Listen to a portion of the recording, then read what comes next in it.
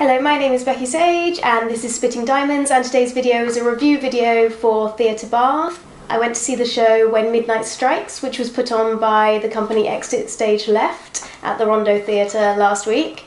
When Midnight Strikes is set on New Year's Eve 1999 at the turn of the new millennium, and it is a dinner party hosted by a very well put together New York woman and her husband.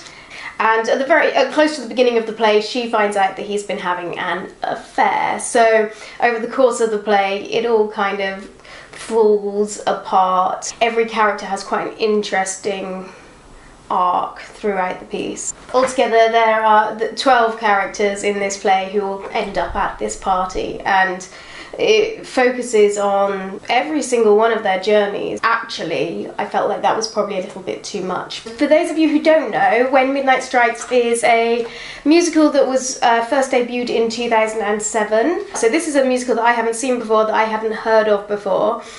And for me, as a new piece of writing, it was a little bit of a letdown. I felt like it was very cliched and obvious in places. I felt like it was something that we'd seen before, and I don't know if part of that was stylistically they wanted to throw back to kind of a glamorous era of the 1950s in New York, kind of Mad Men style.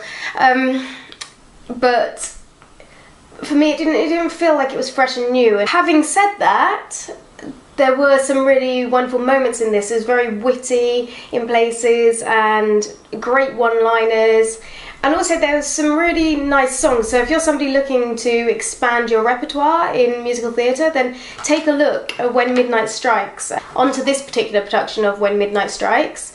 It was good. I would give it 3 stars. I think that there were places where it was a little rough and not quite subtle enough, and I felt like the light and dark wasn't really there. So it was nice, it was well done, but it didn't have the depth that I may have wanted to really carry me along in the show.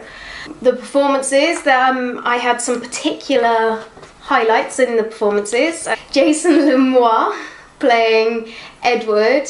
So Edward was this kind of geeky, techie guy. Obviously it was the turn of the century and there was a lot of talk about the millennium bug and panic around that. The depiction of him was very entertaining. He's quite a big character, but it could have been so easily overplayed, and it wasn't. We really warmed to him as a character. For me, the other highlight in terms of performance was Sabrina Messer playing Rachel, and largely due to her wit and her comic timing, and also her amazing give me chills vocals in her solo Too Little Too Late.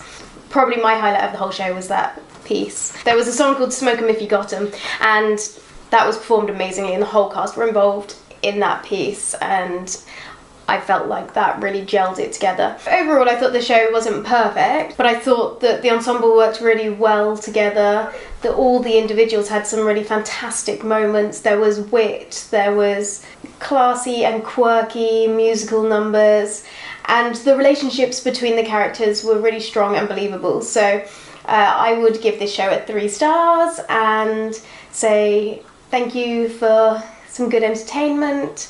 If you liked this video, give it a thumbs up, and if you want to subscribe to this channel, please subscribe by clicking the subscribe button below.